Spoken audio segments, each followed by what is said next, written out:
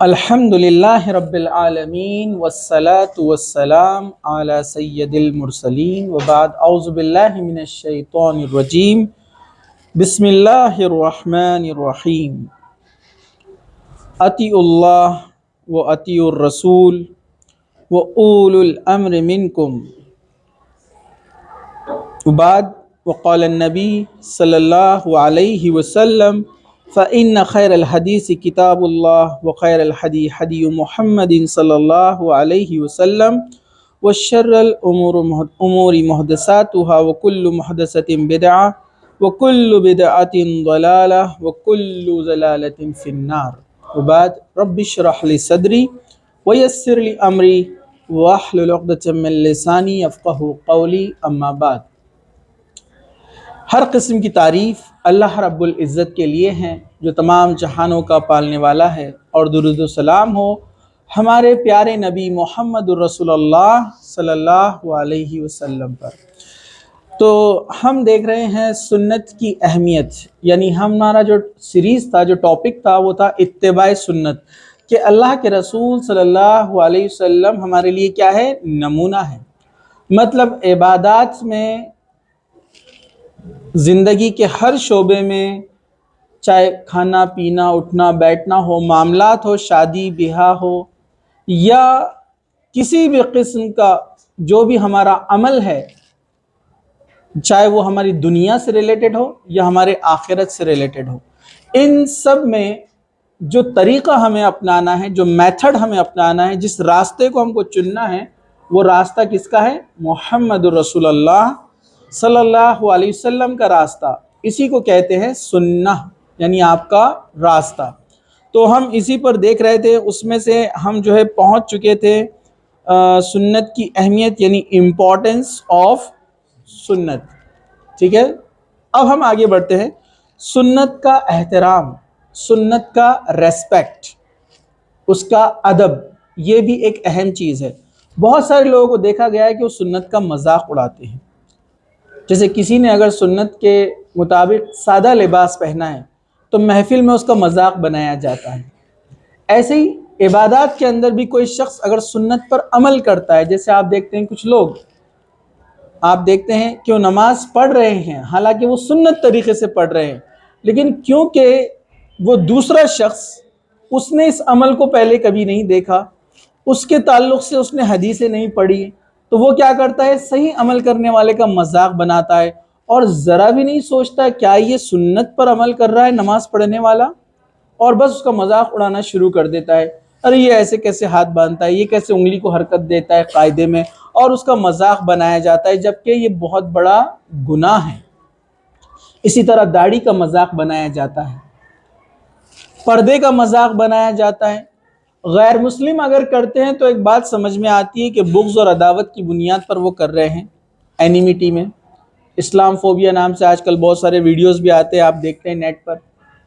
تو مسلمانوں کو تکلیف دینے کی نیت سے ان کا مذاق اڑایا جاتا ہے، لیکن افسوس کی بات یہ ہوتی ہے جب کوئی مسلمان ہی دوسرے مسلمان کا مذاق اڑائے، یہ بہت بری چیز ہے۔ تو یہاں پر سنت کا احترام بہت ہی ضروری ہے۔ کسی بھی معاملے میں کوئی بھی سنت ہو، چاہے وہ عبادات سے تعلق رکھتی ہو یا دنیا سے تعلق رکھتی ہیں جو اللہ کے رسول بتا کر گئے ہیں، اگر آپ اس کا مذاق بناتے ہیں تو یہ گناہ ہوتا ہے۔ تو سنت کا احترام بہت ضروری ہے۔ صحابہ کرام رضی اللہ عنہ جو ہے سنت کی مخالفت ذرا بھی برداشت نہیں کرتے تھے۔ دیکھیے ایک چھوٹا سا عمل ہے، اس کو صحابہ برداشت نہیں کرتے تھے، تو بڑی چیزوں کو وہ کیسے برداشت کریں گے، یا ایک مسلمان کیوں کر اس کو برداشت کرے۔ چلیے، حضرت عمار بن رویہ رضی اللہ عنہ نے حاکم وقت مروان کے بیٹے کو، یعنی اس کا نام بشر تھا، خطبے کے دوران ممبر پر دونوں ہاتھوں کو اٹھاتے ہوئے دیکھا تو فرمایا اللہ تعالیٰ اس کے دونوں ہاتھ خراب کرے، اللہ کے رسول صلی اللہ علیہ وسلم نے اس طرح سے عمل نہیں کیا۔ اسی طرح حضرت کعب بن عجرہ رضی اللہ عنہ سے مروی ہے کہ مسجد میں وہ داخل ہوئے اور ام الحکم کا بیٹا عبد الرحمن بیٹھ کر خطبہ دے رہا تھا۔ مسجد میں کچھ لوگوں کو دیکھا گیا ہے کہ وہ کیا کرتے ہیں؟ بیٹھ کر خطبہ دیتے ہیں۔ تو یہ سنت کے خلاف عمل ہے۔ تو حضرت کعب، آپ کو پتہ نا بڑے مشہور صحابی ہے، وہ فرماتے ہیں کہ وہ بیٹھ کر خطبہ دے رہا تھا، حضرت کعب رضی اللہ عنہ نے فرمایا کہ اس خبیث کو دیکھو بیٹھ کر خطبہ دے رہا ہے جو کہ خلاف سنت ہے۔ اللہ تعالیٰ قرآن مجید میں فرماتا ہے اے محمد صلی اللہ علیہ وسلم، جب لوگوں نے خرید و فروخت یا کھیل کود کو دیکھا تو اس طرف دوڑ نکلے اور خطبے کو انہوں نے کیا کیا تھا؟ چھوڑ دیا تھا۔ اس سے مراد یہاں پر کیا ہے کہ وہ آدمی جو خطبہ دے رہا تھا، وہ جو شخص تھا جس کا نام یہاں پر بیان کیا گیا ہے، تو وہ بیٹھ کر خطبہ دے رہا تھا۔ تب انہوں نے یہ بات فرمائی کہ اللہ تعالیٰ قرآن میں فرماتا ہے اے محمد صلی اللہ علیہ وسلم، جب لوگوں نے خرید و فروخت یا کھیل کود کو دیکھا تو اس طرف دوڑ نکلے اور تجھے کھڑا ہوا چھوڑ گئے۔ یعنی قرآن کی یہ آیت کیا بتاتی ہے کہ اللہ کے رسول صلی اللہ علیہ وسلم خطبہ کھڑے رہ کر دیتے تھے۔ اور یہ اصل میں آیت کیوں نازل ہوئی تھی؟ یہ ان لوگوں کو تنبیہ تھی، کیونکہ کیا ہوتا تھا جمعہ کے وقت کچھ کاروباری لوگ، کچھ بزنس مین جو وہاں پر ان کا بزنس تھا امپورٹ اور ایکسپورٹ کا، تو جب کوئی قافلہ آتا اور جمعے کا خطبہ اللہ کے رسول بیان کر رہے ہیں، بے شک جو پکے مومن، جو پکے صحابہ جو ایمان لائے تھے پہلے دور میں، وہ تو خطبہ سن رہے تھے، لیکن نئے نئے لوگ جو اسلام میں داخل ہوئے تھے ابھی ان کو اس کی امپورٹنس اور اہمیت نہیں پتہ تھی۔ تو جب اللہ کے رسول نے خطبہ دینا شروع کیا تو وہ لوگ وہاں سے دوڑ کر اس قافلے کی طرف چلے گئے تاکہ سامان خرید لے۔ تب ان کو قرآن نے، اللہ تعالیٰ نے تنبیہ کیا کہ یہ لوگوں کو کیا ہو گیا ہے کہ آپ کو کھڑا چھوڑ دیتے اور چلے جاتے۔ تو اس آیت سے کیا بات پتہ چلی کہ اللہ کے رسول صلی اللہ علیہ وسلم کھڑے رہ کر خطبہ دیا کرتے تھے۔ تو جمعے کا خطبہ، ہاں عام بیان ہو تو الگ بات ہے، لیکن جمعے کا خطبہ بیٹھ کر نہیں دیا جا سکتا۔ حالانکہ کتنا چھوٹا سا ہے نا سننے میں، یا عمل کتنا چھوٹا سا دکھ رہا ہے نا آپ کو کہ ایک آدمی بیٹھ کر خطبہ دے رہا ہے کھڑے رہنے کے بجائے۔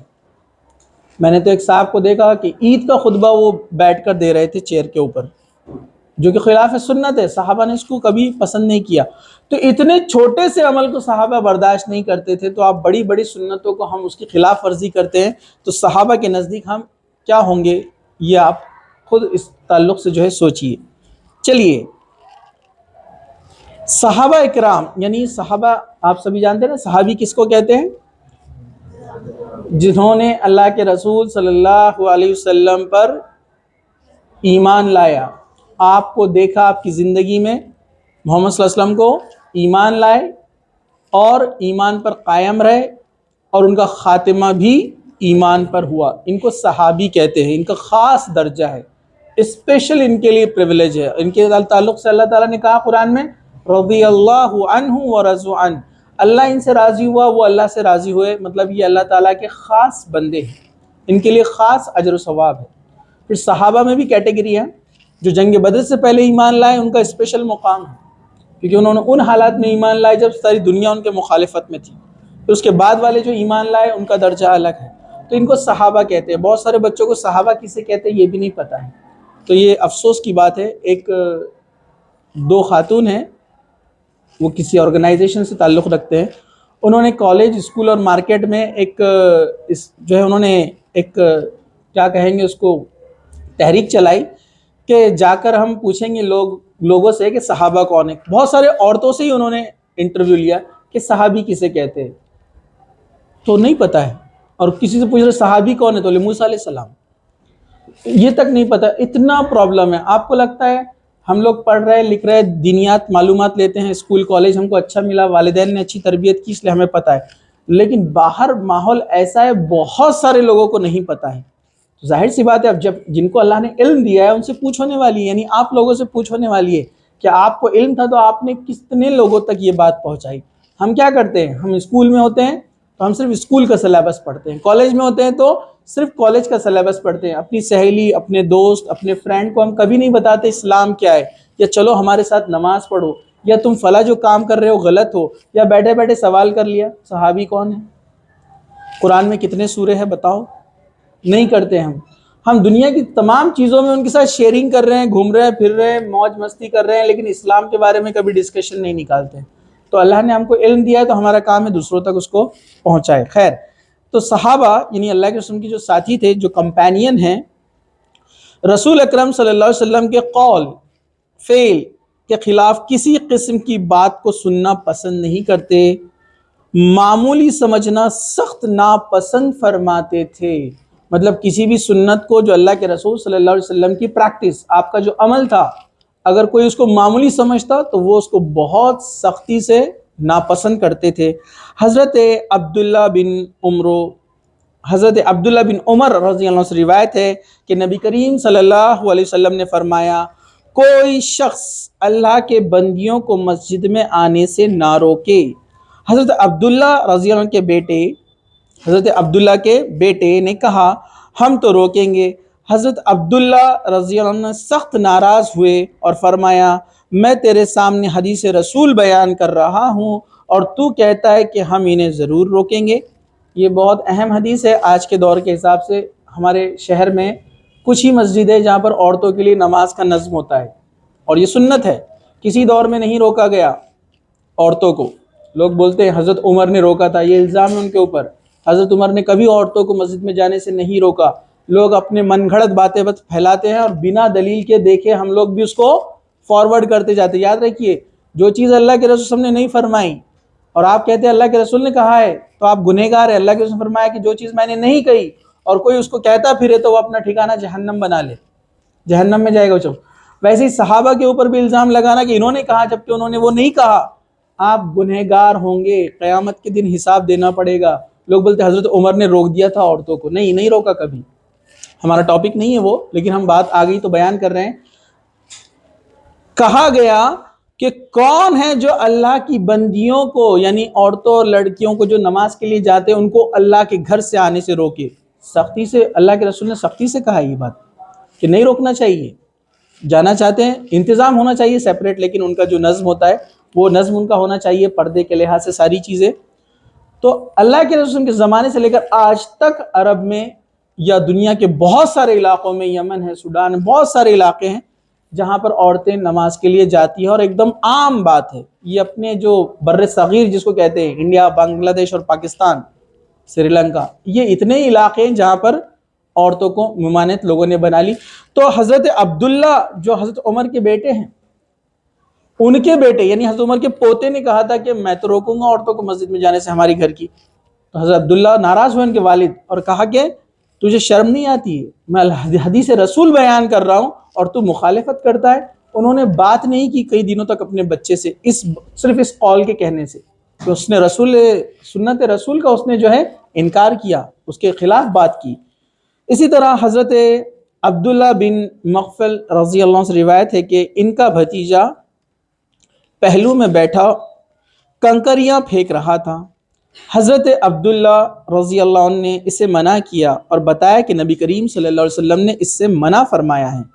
نیز نبی کریم صلی اللہ علیہ وسلم کا ارشاد مبارک ہے کہ ایسا کرنے سے نہ تو شکار ہو سکتا ہے، نہ دشمن کو نقصان پہنچ سکتا ہے، البتہ اس سے کسی کا دانت ٹوٹ سکتا ہے یا آنکھ پھوٹ سکتی ہے۔ بھتیجے نے دوبارہ کنکریاں پھینکنا شروع کر دی تو حضرت عبداللہ رضی اللہ عنہ نے کہا، میں نے تجھے بتایا کہ نبی کریم صلی اللہ علیہ وسلم نے منع فرمایا ہے اور تو پھر وہی کام کر رہا ہے، لہٰذا میں تجھ سے اب کبھی بات نہیں کروں گا۔ اور انہوں نے اس سے کبھی بات نہیں کی بھتیجے سے۔ وہ بیٹھے بیٹھے پتھر مار رہا تھا۔ اپنے پاس بھی ہوتا نا، چھوٹے بچے ہوتے، آج کل تو بڑے بھی ہوتے، شرم کی بات ہے، چھوٹے بچے تو اب بولنے نہیں، بلا وجہ پتھر ادھر سے ادھر مار رہے ہیں۔ اس سے کیا ہوتا ہے؟ لوگوں کو تکلیف پہنچ سکتی ہے، نقصان پہنچ سکتا ہے، یہ ابن ماجہ کی حدیث ہے۔ تو وہ ایسے ہی پتھریاں مار رہا تھا ادھر ادھر، تو کہا کہ مت مارا کر، کیونکہ اللہ کے رسول صلی اللہ علیہ وسلم سے میں نے سنا کہ یہ عمل ٹھیک نہیں ہے۔ تیرے اس پتھر مارنے سے نہ کوئی دشمن کو نقصان ہونے والا ہے اور نہ تو کوئی شکار کے لیے نکلا ہے، بس ایسے ہی پتھر مار رہا ہے۔ تو وہ پھر بھی نہیں رکا، وہ عمل کرتا رہا۔ تب انہوں نے اس سے بات کرنا بند کر دی۔ دیکھیے چھوٹا سا عمل ہے، اور ہم تو کتنی بڑی بڑی سنتوں کا مذاق بناتے ہیں، کتنی بڑی بڑی سنتوں کو ہم آسانی سے چھوڑ دیتے ہیں۔ کیوں؟ دل نہیں بول رہا ہے۔ کچھ لوگ ایسے رہتے ہیں، ارے بھائی یہ سنت عمل ہے، نہیں بھائی وہ اچھا نہیں لگتا ہے۔ آپ کو اللہ کے رسول سے محبت ہے؟ بولتے ہاں، پھر یہ عمل تو اللہ کے رسول کا ہے، تو نہیں بولے وہ تھوڑا ماحول میں اچھا نہیں دکھتا ہے، داڑھی رکھنا، داڑھی تھوڑا سا آڈ لگتا ہے سب لوگوں کے بیچ میں، کالج میں کوئی نہیں رکھتے ہیں، ہے نا؟ تو یہ کیا ہے؟ آپ سنت کے خلاف عمل کر رہے ہیں۔ برقع पूरी उम्मत बोलती है अल्लाह के रसूल से मोहब्बत है, जान दे सकते, बुरखा क्यों नहीं पहनते? नहीं नहीं, ऐसा कैसा, वो जमता नहीं ना यहाँ पर, ऐसा कैसे पहनेंगे? दावत में कोई बुरखा पहनते क्या? हाँ, दावत में बुरखा, कुछ भी बात आ। अब इतने बड़े मौलाना नहीं बनने का, थोड़ा बहुत ठीक है, मार्केट में बुरखा पहन लेते। अरे भाई आप देखेंगे दावतों में क्या होता है, वीडियो रिकॉर्डिंग चल रही है, नामहरम भी घूम रहे हैं, सोशल वर्कर तो बहुत रहते हैं वहाँ पर। सोशल वर्कर मालूम है ना आपको, जो घर में एक तिनका भी नहीं उठाते, वहाँ बाजिए लेके घूमते दो दो हाथ में, बगल में चमचे भी रहते। इतना काम करने वाला बच्चा पूरी दुनिया में नहीं मिलेगा आपको, वहाँ जितने काम करता हो लेडीज सेक्शन में, बराबर है कि नहीं है? और घर में उसको वालदा बोलते बेटा एक गिलास पानी ला, तो बोलता जाओ छोटे को बोलो मैं वो थका हुआ है, अभी तो आया मैं, पैर दुख रहे मेरे, मैं लेटा हुआ है अभी, उसको बोलो, इसको बोलो, मुन्नू को बोलो, चुन्नू को बोलो, है ना? बराबर है कि नहीं है? और वहां पर दावत में कोई काम नहीं छोड़ता हूं, बराबर है कि नहीं है? आप देखेंगे ये हाल है हमारा, तो आप वहां पर पर्दा नहीं करते हैं, कहते नहीं वहां कैसे जमेगा, सब लोग नाम रखेंगे, ऐसा कैसा। नमाज का टाइम हो गया, हम कहीं गए हैं, नमाज नहीं पढ़ते हम, कई नमाजें छूट जाती है बाहर जाने पर, स्कूल ट्यूशन कॉलेज, आप देखेंगे नमाज का कहीं नज़्म नहीं है। नज़्म नहीं है तो करना चाहिए, इंतज़ाम करना चाहिए, तैयारी करना चाहिए। सफ़र में जाते हैं आप, ट्रैवलिंग में आप देखिए कोई पर्दा नहीं करता, शहर में सिटी में फुल बुरखे में घूमते हैं, और जब किसी तफरी गाह में जाते हैं, पिकनिक स्पॉट पे, बगैर बुरखे बगैर पर्दे के आसानी से घूमते, जैसे आप यहाँ पर अपन जन्नत में आ गए, अब पर्दा नहीं है यहाँ पर अपने को, बराबर है कि नहीं है? तो ये सुन्नत का मजाक नहीं है तो क्या है ये? टखने के ऊपर कपड़ा पहनना है लड़के को तो शर्म आती है उसको। एक साहब बोले नहीं वो तकब्बुर के लिए था उस जमाने में, बोले हदीस है, बोले जो तकब्बुर से कपड़ा लटकाए उस वो जहन्नम में। कहा हमको तो तकब्बुर नहीं है। तो सीधा सा सवाल है भाई कि हजरत उमर को तकब्बुर था जो वो ऊपर पहनते थे, तुमको नहीं है जो तुम नीचे पहन रहे हो? तो अजीब लॉजिक लाते हैं। अगर कोई बोलता है नहीं वो तकब्बुर के लिए था, तो क्या सहाबा को तकब्बुर था जो वो ऊपर पहनते थे जबरदस्ती? नहीं, गलत बात है, ये सुन्नत का मजाक है। सिर्फ ये तो मैंने चंद मिसालें दी, ऐसी और भी सुन्नतें जिनको हम मामूली समझते। याद रखिए, जब आपको कोई हदीस पता चल जाए ये सुन्नत रसूल है, तो इसको बिल्कुल भी लाइट नहीं लेना।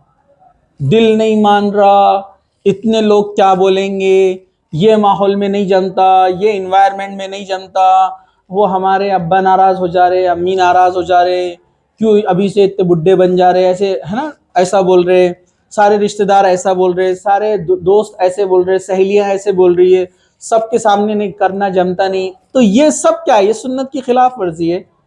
जबकि हम जानते हैं कि हमको तो राज़ी करना है अल्लाह को, और अल्लाह ताला क्या कहता है, जो रसूल की बात मानता है वो मेरी बात मानता है। जिसने अल्लाह के रसूल की बात मानी लिहाजा उसने मेरी बात मानी। लेकिन हम कितनी आसानी से सुन्नत को छोड़ देते हैं, छोड़ते भी हैं और मजाक भी बनाते हैं। और जिस तरह देखिए कंकरी मारने से वो रुके नहीं, तो उसको उन्होंने कितना बुरा जाना उस सहाबी ने।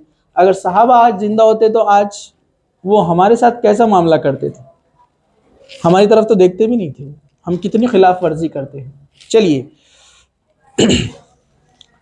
हज़रत इमरान बिन हुसैन रज़ी अल्लाह से रिवायत है कि रसूल अकरम सल्लल्लाहु अलैहि वसल्लम ने फरमाया, हया तो सारी भलाई है, हया शर्म, ठीक है, या आप सल्लल्लाहु अलैहि वसल्लम फरमाया हया मुकम्मिल भलाई है।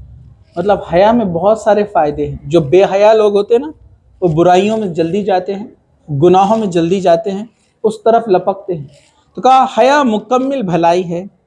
बशीर बिन काब रज़ी अल्लाह ने कहा कि हमने बाज़ किताबों में या दानाई की बातों में पढ़ा है कि हया की एक किस्म तो अल्लाह ताला के हुजूर सकीना और वक़ार है, जबकि दूसरी किस्म बोदापन और कमज़ोरी है। ये सुनकर सहाबी रसूल हज़रत इमरान रज़ी अल्लाह अन्हु को सख्त गुस्सा आया, आंखें सुर्ख हो गई और फरमाया क्या, मैं तुम्हारे सामने हदीस रसूल सल्लल्लाहु अलैहि वसल्लम बयान कर रहा हूँ और तू इसके खिलाफ बात कर रहा है। रावी कहते हैं कि हज़रत इमरान रज़ी अल्लाह ने फिर हदीस पढ़कर सुनाई। उधर बशीर बिन काब रज़ी अल्लाह ने भी अपनी वही बात दोहराई, तो हज़रत इमरान रज़ी अल्लाह गज़बनाक हो गए और बशीर बिन काब रज़ी अल्लाह को सज़ा देने का फ़ैसला किया। सब ने कहा, ए आबाए नजीद, حضرت عمران رضی اللہ عنہ کی کنیت تھی، اس کو پکار کر کہا بشیر ہمارا ہی مسلمان ساتھی ہے، اسے معاف کر دیجئے، اس میں کوئی منافقت یا کفر والی بات نہیں ہے۔ مطلب لوگوں نے ان کی سزا کی تخفیف کرنے یعنی اس کو معاف کرنے یا چھوڑنے کے لیے کہا ان کو۔ لیکن آپ دیکھیے حضرت عمران جو تھے وہ کتنے ناراض ہوئے اس بات سے کہ وہ ایک حدیث بیان کر رہے ہیں کہ اللہ کے رسول نے حیا کے تعلق سے ایسا ایسا بیان کیا ہے، اور وہ آدمی کسی اور کا اسٹیٹمنٹ، کسی اور کا قول وہ بول رہا ہے کہ نہیں ہم نے تو فلاں ایک ایکسپرٹ آدمی سے ایسے سنا ہے۔ تو جیسے قرآن اور حدیث میں جو بات آ جاتی ہے نا، اور کوئی آدمی کہے کہ نہیں عربی میں تو اس کا معنی یہ بھی نکلتا ہے، ہم تو اس کو ایسا بھی سوچ سکتے ہیں، تو یاد رکھیے قرآن اور حدیث صرف کافی نہیں ہے، قرآن اور حدیث اور اس کو صحابہ نے کیسے سمجھا آپ کو؟ قرآن اور حدیث اور صحابہ نے اس کو کیسے سمجھا ویسے سمجھنا ہمارے لیے ضروری ہے۔ جیسے صلاۃ عربی ورڈ ہے قرآن کے اندر، صلاۃ کا معنی کیا ہوتا ہے؟ نماز ہم بولتے ہیں نا، عربی میں اس کے بہت سارے معنی ہیں، اپنے جسم کو ہلانا، حرکت دینا، جس کو ناچنا کہیں گے ہم عام زبان میں، اس کو بھی صلاۃ کہتے ہیں عربی کے اندر۔ لیکن یہاں پر ہم کو صحابہ نے اور اللہ کے رسول نے صلاۃ کا میننگ کیا بتایا؟ یہ 5 وقت کی نماز، یہ عبادت جو ہمارے اوپر فرض کی گئی ہے، تو یہ صلاۃ ہے، یہاں پر یہ صلاۃ۔ تو عربک لینگویج میں یا حدیث میں کسی چیز کا معنی کچھ اور بھی نکلتا ہوگا، آپ اپنے قیاس اور اپنی مرضی اور اپنے دل سے اس کو ایکسپلین نہیں کر سکتے یا کسی اور کی رائے نہیں دے سکتے جب اللہ کے رسول صلی اللہ علیہ وسلم کی رائے آ جائے۔ بہت سارے لوگوں کو کہا جاتا ہے کہ یہ حدیث میں اس طرح سے ہے، اللہ کے رسول نے ایسے فرمایا، تو وہ کہتے ہیں نہیں ہمارے فلاں نے تو ایسے کہا، ہمارے بزرگ تو ایسے بولتے ہیں، ہمارے بڑے تو ایسا بولتے ہیں۔ اتنے سارے لوگ غلط ہو سکتے ہیں کہ جو اتنے سالوں سے یہ عمل کرتے آ رہے، تم یہ بول رہے حدیث رسول یہ ہے۔ تو یاد رکھیے حدیث رسول آ جائے، سنت آ جائے تو اس کا ریسپیکٹ، اس کا احترام یہ کہ سب کی باتوں کو چھوڑ دیا جائے گا، ٹھیک ہے؟ حضرت امام احمد ابن حنبل رضی اللہ عنہ جو ہے اللہ کے رسول کی قبر کے پاس بیٹھ کر کیا کہتے ہیں؟